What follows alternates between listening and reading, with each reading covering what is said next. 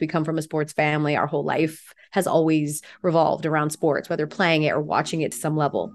And I'd always looked up to Robin Roberts growing up. I'd always looked up to the Oprahs of the world. And just the fact that they were like master communicators.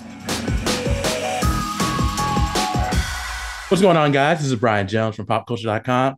And joining me today is ESPN's own Elle Duncan. Elle, thank you so much for joining us today. How are you?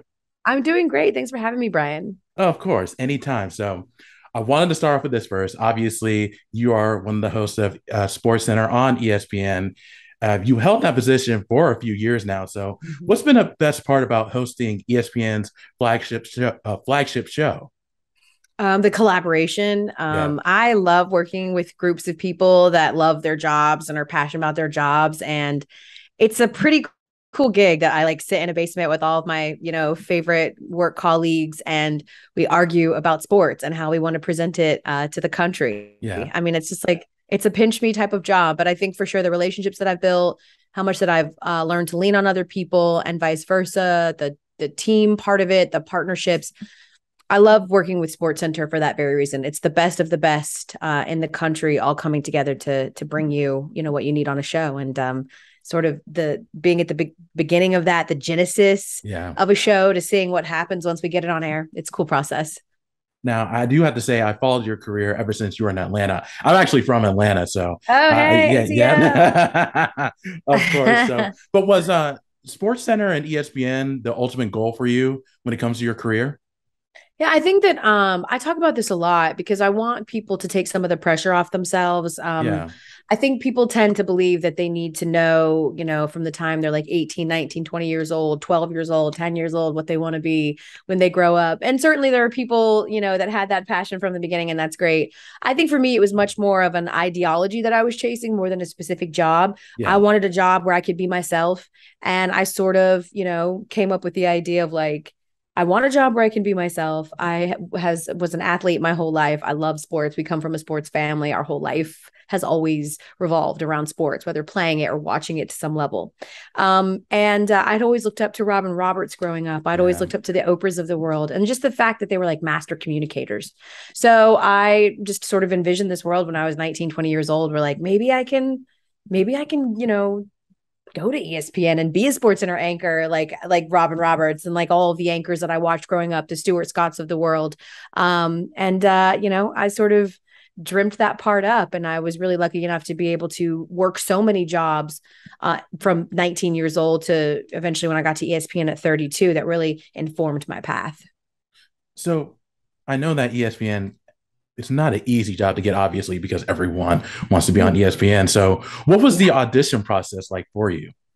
Yeah, well, I mean, I think that, the most important thing to know, and I really do try to belabor this point with young journos or young personalities, anybody that wants to do television, is that, all the resumes in the world, all the degrees from the fancy journalism schools in the world don't mean much if you don't connect with people. And so I think for me, I spent many years really working on the reel so that I could just get the audition. The most important thing is getting in the door where you can talk to them and charm them and audition for them, but they are bringing you in the door based on your reel. So I spent many years in Atlanta and then a couple of years in Boston, really honing on my reel, honing my skills, having enough experience that I could go to ESPN and say, I think I could do this.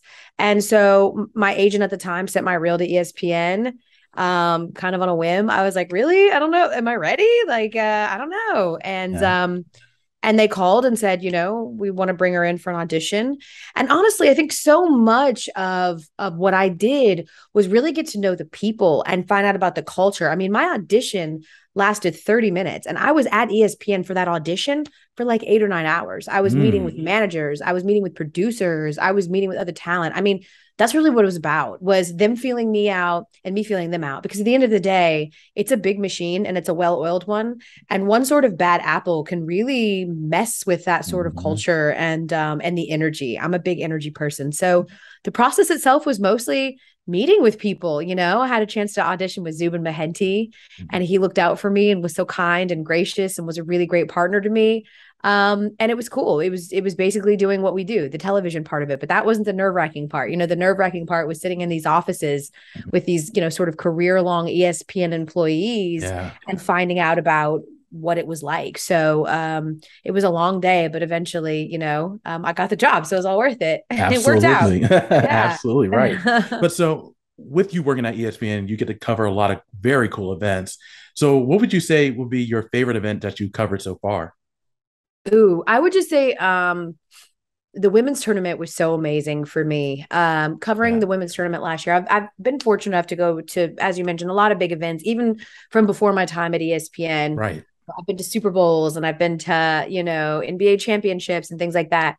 But I had never ever worked on a project that was spearheaded by so many women, that was cast with so many women on it, that was about, purely a female sport. Like, it was so empowering on so many levels. I think there is this idea or this conditioning that women can't work together, or that we somehow, are too competitive or catty to exist in these circles. And it couldn't have been further from the truth. Like, having an experience where I was surrounded by nothing but women for months on end, sort of putting this product together and talking about it, was just so eye-opening to me on so many levels, that there are these utopias, that we do work together so well, that there's a true sisterhood with women, I think, in this industry. And that any ideas that we used to, fight over scraps, as it might have been back in the day, is just not the truth. It's not been my experience. And doing something on that magnitude with all females was just, it was so affirming. I needed it. I love what I do. I absolutely love working on SportsCenter. I wouldn't change any of that for the world. But sometimes you need that like juice. And I think that gave me that juice right when I needed it the most. So it was amazing. And I'm so excited to hopefully be back next year. Absolutely. And you mentioned your time in New England a little bit. You got to cover sports events and teams in that area for a couple of years. Now that's a different market from what it is in Atlanta. So what was it like working in New England, where they're used to seeing championships with all their teams? Let me tell you, okay, Brian, like it was so that's where you go and test your mettle. I've said that, everybody kept warning me, like, ooh, you're going to go take your first like full-time sports job in Boston, like, even just culturally, like, take the sports part away from it, Right. right? Like, Yeah. going from one of like the blackest cities in the world to one of the Hmm. whitest, right? It's cold, it's up north. Like, New England is a totally different lifestyle. It's just like you don't know anyone. Like, what are you doing? But the truth of the matter is, I wanted that Right. responsibility, right? I wanted that challenge. Like, I didn't appreciate the fact that I could be wrong about something in Atlanta, and like no one would call me out on it or catch me on it, because they didn't have the highest sports acumen, right? Or maybe they didn't have as much interest, as much rabid interest. And so I thought Boston was a place where I could really go. I'm a big believer in like trial by fire, like, throw me in the deep end and let me see if I can survive. I'm not going to be my best self at first, but at the very least, I'll build my confidence. And I needed that. I needed to tell myself sort of later on in my life, because I was 30 when I moved to Boston. I wasn't a spring chicken. I wasn't fresh out of college. And I needed to prove to myself that if I could still idealize this dream of getting to ESPN, that I would have to do it in a way that really like showed that I knew what I was doing. So I went to Boston, and they don't care. I truly believe that the beautiful thing about Boston sports fans is like, this idea that we have to like prove that we know what we're talking about because we're women. I think Boston sports fans don't give a damn about any of that. They just know if you're fake or not. Like, they just know if you know or Hmm. not. And that's all they care about. It doesn't matter who it's coming from. You need to know. And the unique thing about Boston is it's not just you need to know who's on this year's roster. It's like you need to know who was on 1979's roster. They believe in their history and like what the long storied history of Boston, but also how it came to be, the lean years. And so that's so important to them. Nobody's asking you about like, Atlanta Braves history from the 60s or 70s. Like, that's not a thing anyone cares about. But in Boston, Right. it means something. Like, you need to know Bobby Orr's journey, and you need to know about, Derek Sanderson. Those things are just as important as knowing the guys that are on the team now. So that was a huge challenge for me. But I won't say that I like thrived, but I survived. And it was very helpful in getting to ESPN and being like, well, if you can do it in Boston, you can truly do it anywhere. Did you get a chance to talk to Tom Brady while you were there? I never got a chance to talk to Tom Brady because I did not really cover the Patriots, but I did go to the Super Bowl. So I got a chance to talk to Gronk. I covered the Super Bowl for Boston, the Seahawks Super Bowl, which was arguably one of the coolest moments that I've ever had in sports. I was there when, the pick happened, the Malcolm Butler pick, and I was with the family of the Patriots. I somehow got mixed up with them instead of the journos. And I was involved in their celebration, and it was nuts. And so it was super cool. But I did have a chance to talk to Gronk. And I got to say, like, I sort of felt some type of way about Gronk before I was around him in person when the cameras weren't around. And afterwards, I was like, oh, you know what? Like, this is truly him. This is not an act. He's not, cosplaying as a meathead. He's just sort of a lovable, affable, goofy, silly, like that's his personality all the time. And it was very endearing to see that in person. And so now sort of the Gronk persona to me feels much less contrived because I've experienced him with the cameras off, and he's just that guy. I can definitely see that. I got a chance to talk to his girlfriend, ''𝐒𝐒𝐿 a few times. Oh, nice. Yeah, she's really nice. Sweet. I heard. Yeah, she's really nice. So yeah, I could see those two being together and seeing, just talking to her a little bit about Gronk. I could definitely, see him being very personal and just having this whole persona. So yeah, definitely. Absolutely. Yeah. So when it comes to Atlanta, you've worked at 79 The Zone, B103, 11 Alive, just a bunch of places in Atlanta. So, but how happy were you to see the Braves and Georgia win championships in the same season? Happy. That's not even the word. Happy. I have been insufferable. Like it's funny because my show group will tell you, like, they were so happy for me because they knew how hard it is to be an Atlanta sports fan and all those things. And they know about the history. So when the Braves won, like, they were genuinely happy for me. And then they also were the ones that were talking me off the ledge with the dogs, right? Like after the SEC championship. And I was like, here we go again. Like, we can't be back. They were the ones that were like, Elle, you're going to win the national champ. Like, they have been so like affirming and positive. And then I won both of I see you see how it's yeah. And then I won both championships, and I have been a nightmare. And I warned them. I was like, listen, I'm a gracious loser. Like, if I lose, that's okay. I am gracious about it, but I am a graceless winner. I am so tacky. I am gonna gloat. And so sure enough, fast forward all these months later, and they hate me so much. They're like, we are actively rooting against everybody. If you've been the worst winner in the world, and I am, I keep calling myself a super champion, Brian. So if that tells you how I'm taking our two championships, because here's my thing. It's such a trap to tell people like, oh, just be humble and act like you've won before. So you can't celebrate when you lose, obviously. Right. And now you can't celebrate when you win. When are you supposed to celebrate, Brian? I don't know when I'm going to be here again. I don't know if I'll ever win another championship. So I'm gonna be obnoxious about it. What's wrong with that? There's nothing wrong with that. I wish I was there for the Braves, just because